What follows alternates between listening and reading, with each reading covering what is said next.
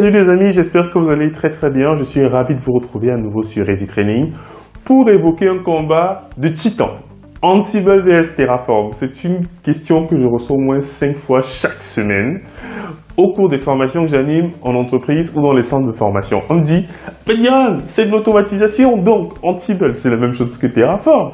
Et j'ai donc décidé de faire une vidéo pour répondre en effet à cette interrogation que beaucoup de personnes ont et qui, je pense, va permettre à pas mal de personnes de comprendre la philosophie autour de Ansible et de Terraform. Mais avant, si c'est la première fois que tu regardes une de nos vidéos, je suis Diran Tafel, formateur passionné dans le domaine du cloud, du DevOps, mais également en business, où j'accompagne les salariés à devenir freelance et les freelances à trouver de meilleures missions. Donc, si l'un de ces 3 sujets t'intéresse, n'hésite pas à t'abonner à notre chaîne YouTube et à activer la cloche de notification pour être informé de l'apparition de toutes nos vidéos chaque semaine. Et également de nous suivre sur LinkedIn où on publie chaque semaine une formation gratuite qui est réalisée en soirée par un de nos formateurs, donc en remote, autour des sujets cloud, Docker, Kubernetes et tout ce que vous pouvez imaginer. Ceci étant dit les amis, j'ai tellement hâte que je peux plus attendre. Allez, démonstration!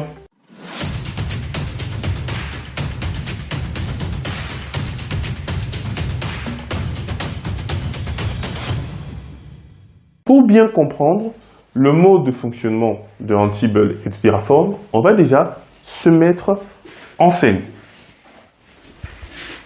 Nous allons voir le cycle de vie de notre application et de notre infrastructure et on verra donc quel est l'outil qui correspond à quoi.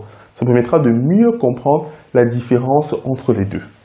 Donc, supposons que nous avons une infrastructure, voilà, donc des serveurs de façon basique. Nous avons des serveurs là, et nous souhaitons déployer nos applications. Alors, bien évidemment, sur cette infrastructure physique, il nous faudra créer des machines virtuelles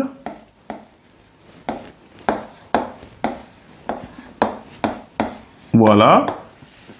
Il nous faudra créer éventuellement un load balancer pour répartir la charge. Il nous faudra également créer des réseaux virtuels pour pouvoir connecter nos machines virtuelles entre elles. Donc là, on est sur le provisioning.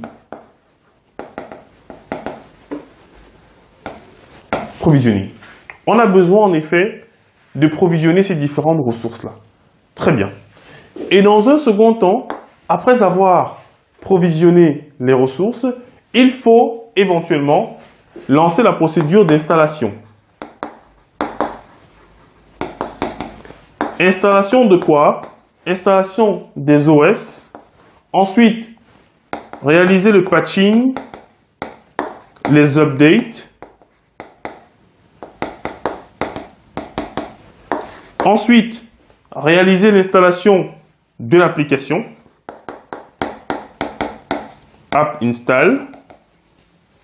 L'installation de l'application. Quoi d'autre? La configuration. Configuration de l'application. Allez, on va mieux écrire ça. Configuration. Très bien. Donc, voilà globalement les tâches que nous devons faire sur notre infrastructure. On a les serveurs physiques, on provisionne et ensuite on procède à l'installation de notre application pour la rendre disponible. Bien. Lorsque nous avons terminé tout ce que nous voulions faire, il faudrait éventuellement dilater notre infrastructure si on a terminé le travail que nous devions faire. Dans l'install, je mets également l'update et tout ce qui va bien. Yes, je vais mettre l'update. Allez, 3, je vais mettre update pour que ce soit beaucoup plus compréhensible. Allez, 3, update.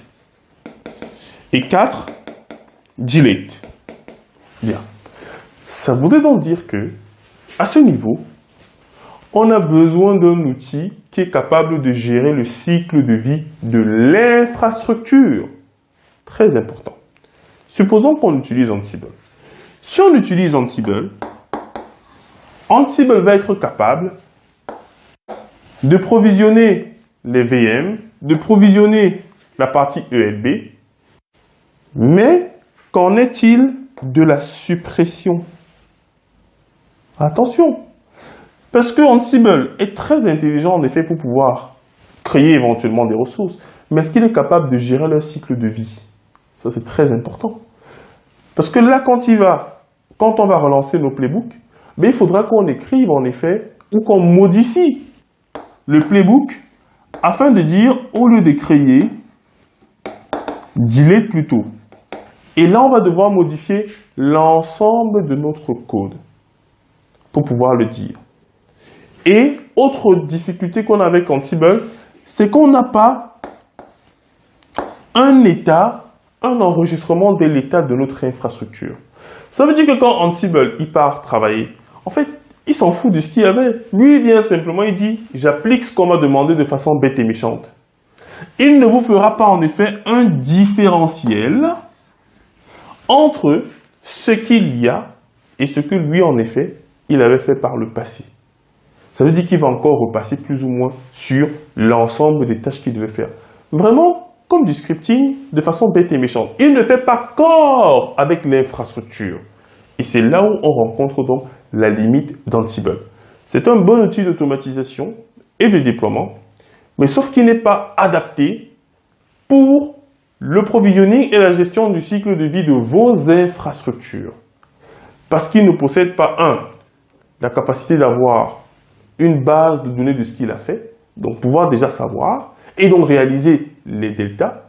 Et pour faire certaines opérations, on est obligé de modifier le code pour dire précisément l'état que l'on souhaiterait avoir. Donc pour moi, ce sont les deux grandes limites. Parce que là, la différence que je vous fais ici, c'est par rapport à plusieurs années de travail sur Ansible et Terraform. Ce n'est pas ce qui se trouve dans les articles. Je vous dis de façon pratique pourquoi est-ce que moi, j'utiliserais Terraform et pas Ansible.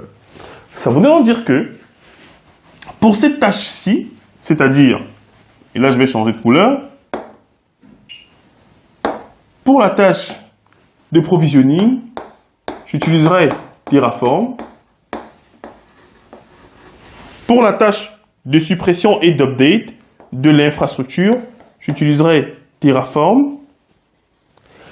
Maintenant, pour tout ce qui est installation de mon application, update de mon application, là, il me faudrait un outil qui est capable de piloter mon système d'exploitation et de lancer des commandes en SSH. Très bien, parce que là, il faut se balader sur l'OS. Il faut faire des apt install, des pip install, copier des dossiers, copier des fichiers.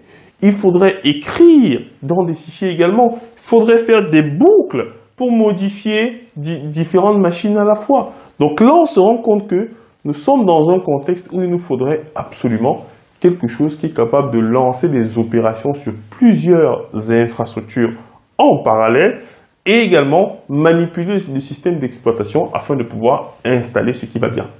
Récupérer des sources, installer Docker, déployer des conteneurs, lancer des manifestes Kubernetes. Et à ce moment-là, Terraform n'est pas designé pour. Terraform, il va nous aider pour le provisioning et la gestion du cycle de vie de l'infrastructure physique ou virtuelle. Et ensuite, là où Ansible va nous aider, c'est ici, Ansible. Ansible va nous aider dans tout ce qui sera installation de nos outils, installation de l'application, installation des OS, et bien sûr configuration et gestion du cycle de vie de notre application sur le serveur. Vous devez donc bien différencier le rôle de Terraform et d'Ansible. Bien, parce qu'Ansible peut faire ce que Terraform fait, mais pas de la même façon. Non. Donc, Ansible aura des modules qui permettront de créer par exemple des machines virtuelles, de créer des ELD, mais à cause des deux limites que j'ai présentées, mais du coup c'est Terraform qui sera privilégié. Mais il y a certaines entreprises qui s'en foutent de ces limites-là. Ils font tout avec Ansible pour avoir un seul outil en interne. Maintenant, dépendant des enjeux, vous pouvez choisir de faire que du Ansible. Mais moi, je conseille en effet d'utiliser Terraform pour provisionner les infrastructures, les machines virtuelles, et ensuite demander à Terraform de lancer Ansible pour pouvoir maintenant déployer l'application sur les serveurs, déployer les playbooks sur les serveurs. Donc c'est un duel que je rencontre énormément chez les entreprises et la difficulté, c'est souvent quand l'entreprise part vers le cloud. C'est là où le problème se pose. Parce que lorsqu'on reste en on-premise, on peut encore s'amuser avec Ansible. Ça va. Vraiment, quand on est on-premise, on ne manipule pas trop d'infrastructures, en réalité, de façon virtuelle. On a notre VSX, on a notre vCenter. Si on veut créer une VM, Ansible lance la création de la VM sur le SX via le vCenter et tout le monde est content. Sauf que, quand on passe maintenant dans le cloud, on a besoin souvent de pouvoir déployer la même infrastructure sur Azure, sur AWS, chez Google Cloud, et on a besoin de gérer également le cycle de vie et gérer la consistance. Parce que oui, Terraform a la possibilité de modifier votre code à partir de ce que vous avez fait. Ça veut dire que si par exemple quelqu'un a rajouté une nouvelle machine ici, sans prévenir, donc de façon manuelle, Terraform est capable de l'importer dans le code. Et c'est ça qui rend également Terraform intéressant, parce qu'il fait corps. Et donc, on ne peut plus y échapper. Parce que vu que l'ensemble des actions doivent être faites normalement via le code, mais que certains contournent la règle en faisant via, en tout cas, manuellement, mais du coup, à ce moment-là, Ansible ne peut plus vraiment nous aider. Parce qu'il doit être capable de comprendre ce qui se passe exactement et nous dire, là on a un delta de ceci, il n'y avait pas ça, maintenant il y a ça, je fais comment? Mais tout au moins, Ansible reste magnifique pour tout ce qui est installation de nos applications, gestion des cycles de vie, provisioning d'environnement dynamique temporaire. Et voilà donc la différence entre les deux. J'espère que c'est clair pour vous les amis. Si c'est clair, n'hésitez pas à me le faire savoir en commentaire. S'il y a des zones d'ombre, n'hésitez pas également à me le faire savoir en commentaire et je me ferai un plaisir de faire une nouvelle vidéo sur cette différence entre Ansible et Terraform. Il faudrait que ce soit très clair dans votre esprit. Et bien évidemment, si vous avez apprécié le contenu, vous nous laissez un like, vous partagez dans votre réseau et on se dit à très bientôt sur EasyTraining.